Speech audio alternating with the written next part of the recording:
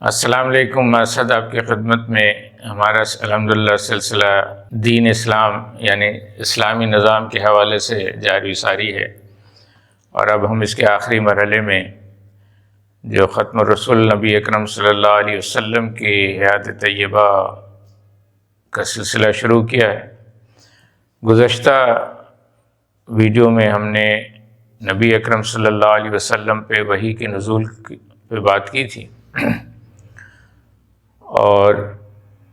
آج ہم اس سلسلے کو آگے بڑھاتے ہوئے اب اس کے بعد جو دعوت کا سلسلہ ہے اس پہ جو ہے مختصراً جو ہے سال بسال جو ہے ایک اجمالی کیفیت آپ کے سامنے رکھنا پسند کریں گے۔ یہ بات تو ہمارے علم ہے کہ اللہ تبارک و تعالیٰ نے اس وحی کے ساتھ ہی نبی اکرم صلی اللہ علیہ وسلم کی جو ذہنی اور فکری تربیت کا سلسلہ جاری رکھا تھا، اس کا جو ہے مظہر سورہ مزمل پوری طرح ہمارے سامنے موجود ہے کہ کس طرح اللہ تبارک و تعالیٰ نے آپ کو کھڑا کیا۔ یا ایھا المزمل قم اللیل الا قلیلا نصفہ او انقص منہ قلیلا او زد علیہ ورتل القرآن ترتیلا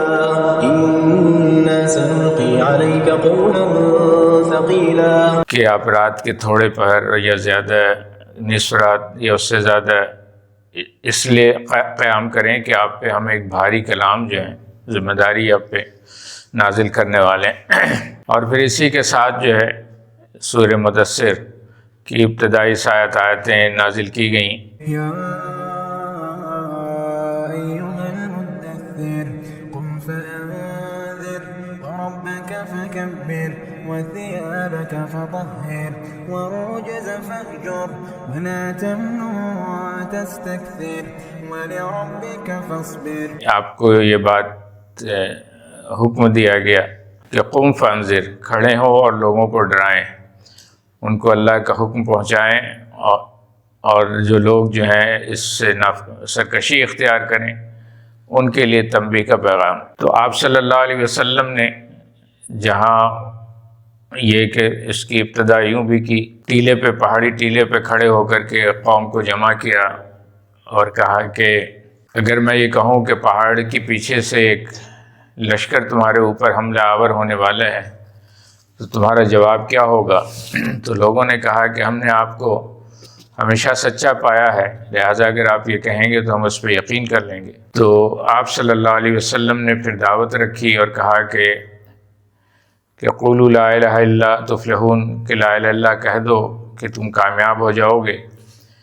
کیونکہ اس زندگی کے بعد پھر ایک آخرت ہے جہاں تم دوبارہ اٹھائے جاؤ گے، اور تمہاری زندگی کے متعلق جو ہے تم سے سوال کیا جائے گا کہ تم ایک اللہ کی بندگی اختیار کرتے ہو اور اس کے حکم کی پابندی کرتے ہو یا اس کے برخلاف جاتے ہو۔ آپ کی اس پکار پر اکثریت نے جو ہے مخالفت کی اور لوگ منہ پھیر کر کے چلے گئے، لیکن جو آپ کی نجی محفل میں جو آپ کی جو قریبی لوگ تھے ان میں سے 4 اہم ترین لوگوں نے فی الفور جو ہے وہ آگے بڑھ کر کے ایمان قبول کیا۔ اس میں آپ کے گھر کے ہی جو ہیں 3 افراد ہیں، ایک تو خود ام المومنین خدیجہ الکبریٰ رضی اللہ تعالی عنہ، اور آپ کے گھر میں آپ کے غلام زید بن حارثہ رضی اللہ تعالی عنہ، اور پھر آپ نے جو خاندان کے لوگوں کو جمع کر کے ان کو سمجھایا اور دعوت پہنچائی، تو اس کے نتیجے میں سب سے بنو ہاشم میں سب سے قوم عمر اور چھوٹے علی ابن طالب رضی اللہ تعالیٰ عنہ ایمان لائے، اور گھر سے باہر میں آپ کے قریب ترین ساتھی جو برسوں سے آپ کے ساتھ تھے، آپ کے شب و روز سے واقف تھے، ابو بکر صدیق رضی اللہ تعالیٰ عنہ ایمان لائے۔ تو یہ ابتدائی 4 افراد میں پھر یہ ہوا کہ ابو بکر صدیق نے ہی جو ہے اپنی اس دعوت کے سلسلے کو آگے بڑھایا، اور آپ کی اس دعوت کے نتیجے میں چونکہ ابو بکر صدیق جو ہیں وہ مکے کے وہ بھی ایک اہم ترین شخصیت تھے، ان کا بھی اپنا ایک تجارت کا بڑا نیٹ ورک تھا، تو جو تاجروں کے جو ایک طبقے میں سے کئی افراد جو ہیں وہ آپ کی دعوت پر ایمان لائے، اور اس میں جو ہے وہ نمایاں شخصیات میں حضرت عثمان بن عفان رضی اللہ تعالیٰ عنہ، حضرت زبیر بن عوام ہیں، حضرت طلحہ بن عبید اللہ ہیں، حضرت سعد بن وقاص ہیں، عبد الرحمن بن عوف، ملا کر کے یہ 5 افراد جو ہیں اہم ترین افراد یہ ایمان لائے۔ اس طرح یہ پہلے مرحلے میں ایمان لانے والوں میں یہ 9 افراد اہم ترین ہیں جنہوں نے ایمان لانے میں سبقت اختیار کی۔ اور اس کے بعد جو ہے یہ سلسلہ 3 سال تک یہ انفرادی دعوتوں کا چلا، اور اس انفرادی دعوتوں میں جو ہے تمام صحابہ نے حصہ لیا، اور بالخصوص ابو بکر صدیق کا کردار اس میں بڑا نمایاں رہا، خاص کر کے وہ لوگ جو معاشرے کے پسے ہوئے لوگ تھے، جو کسی نہ کسی سرداران مکہ کے غلام تھے،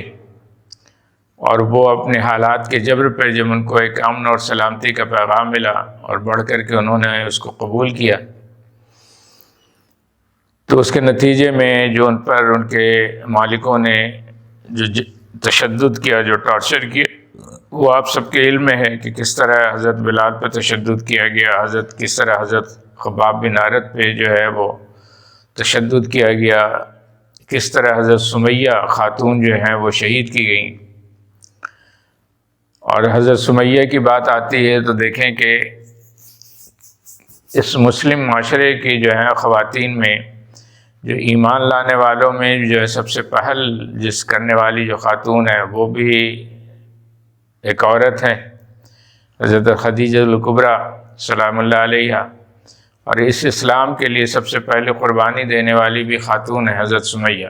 یہ اور بات ہے کہ آج ہم نے اپنے معاشرے میں خواتین کو جو ہے نا ایک دوسرے درجے کی اور ایک عضو معطل بنا کر کے اپنے معاشرے میں رکھ دیا ہے، اور فتویٰ نگاروں نے جو ہے ایک عورت کو اس حصے میں پیچھے دھکیل دیا ہے کہ جہاں وہ معاشرے میں اس طرح وہ کردار ادا نہیں کر پائیں، اور جس کا فائدہ پھر جو ہے وہ لبرل قوتوں نے اٹھایا۔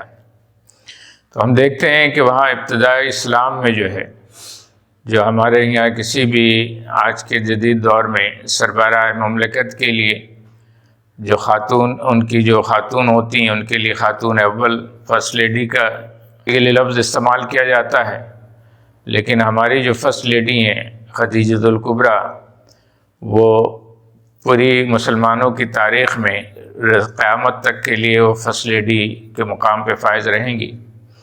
اسی طرح شہادت کے مرتبے پہ فائز ہونے والی حضرت سمیہ،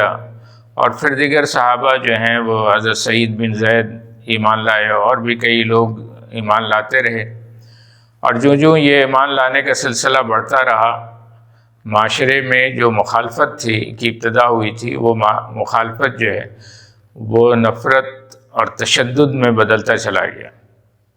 یہاں تک کہ 5ویں سال میں جو ہے نا یہ تشدد بے انتہا ہو گیا، اور اس حد تک ہو گیا کہ خباب بن عارت رضی اللہ تعالیٰ عنہ جو ہے نبی اکرم صلی اللہ علیہ وسلم سے پوچھ بیٹھے کہ اللہ کے رسول، اللہ کی مدد کب آئے گی؟ عملاً صورتحال یہ ہے کہ پھر وہاں جو ہے مکے میں جینا مشکل ہو گیا تھا، تو 5ویں سال جو ہے 2 اہم واقعہ ہوا۔ ایک واقعہ تو یہ ہوا کہ نبی اکرم صلی اللہ علیہ وسلم نے ان مسلمانوں کو جن کے لیے تشدد سے سہنا جو ہے وہ دشوار ہو گیا تھا، ناقابل برداشت ہو گیا تھا، انہیں اجازت دی کہ وہ حبشہ یعنی ایتھوپیا جو ہے وہ ہجرت کر جائیں، کیونکہ ایتھوپیا کے بادشاہ جو ہیں وہ نصرانی تھے، عیسائی تھے، لیکن عیسائیوں میں یہ وہ اس طبقے سے تعلق رکھتے تھے جو توحید پرست تھے، اور یہی وجہ ہے کہ جب مسلمانوں کے یہ مہاجرین وہاں پہنچتے رہے تو انہوں نے ان کو پورا تحفظ دیا، ان کے رہنے سہنے کا انتظام کیا، اور پھر جب یہ سلسلہ جو ہے ہجرت کا جاری و ساری رہا تو 7ویں سال میں جو ہے مکے کے اہل مکہ نے 2 افراد پر مشتمل جو ہیں وہ بادشاہ حبشہ کے پاس جو ہے وفد بھی بھیجا تاکہ اس کو ورغلائیں اور کسی طرح یہ ہجرت کا سلسلہ بند ہو۔ یہاں بات ایک ضمناً اور بھی کہتا چلوں کہ عموماً جو ہے ہمارے یہاں یہ بحث ہے کہ اسلام جو ہے وہ تلوار کے زور پہ پھیلا ہے. تو یہاں پر حبشے کے واقعے میں ایک بات کر کے پھر یہ اسی 5ویں سال میں ہم دوبارہ شروع کریں گے. اپنا خیال رکھیے گا، انشاءاللہ پھر بات ہوگی. السلام علیکم ورحمۃ اللہ وبرکاتہ.